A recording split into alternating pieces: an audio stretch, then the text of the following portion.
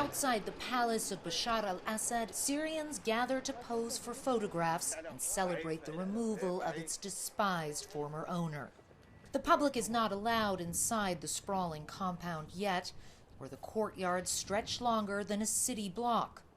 This is the driveway into Bashar al-Assad's palace, and you can see how enormous it is. There are still casings all over the ground from rebel celebratory gunfire as they swept in here and took control. At the entrance, an Iranian flag unceremoniously laid out for people to step on. Iran, one of the regime's staunchest allies. Where once foreign dignitaries roamed the halls, now rebel fighters have the run of the place.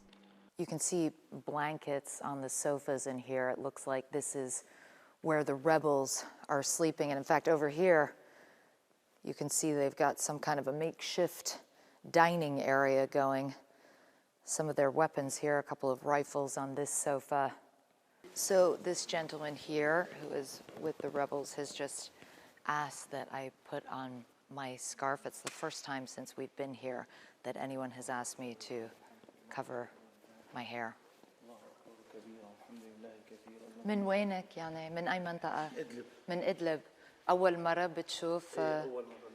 He says that he's from Idlib and that this is the first time he's seeing the palace. وكيف بتحس لما بتشوف هذا يعني؟ يعني نشعر بأن الظالم لا بد من يوم من الأيام الانهيار. We feel that the injustice will break down one day and justice must win. This is the idea of justice in our religion, he says.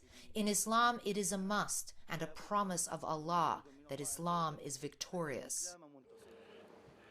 After nearly 14 years of a vicious civil war, to stand in this palace is a proud moment, capping off a seismic victory. So the rebels here want to stress, they tell us, that it was not their group that ransacked this office when they first swept in. You could see actually some of the graffiti here that those first rebels wrote on the window. It says, Allah curse Hafiz's soul, Hafiz al-Assad, being the father of Bashar. When you look at these ceilings and these chandeliers, the marble, the detail, this is the kind of opulence, this lavish lifestyle that engendered so much resentment from so many Syrians who have been struggling to survive for decades while the Assad family lived like this. In a warehouse, rows and rows of luxury cars, Ferraris, Lamborghinis, and classic Cadillacs. This was a dynasty that will be remembered not only for its brutality, but its deep corruption. Below the palace in the heart of Damascus, crowds gathered in Umayyad Square. Under Assad's rule, the Syrian people were forced to worship him. Now they finally have the freedom to celebrate his demise.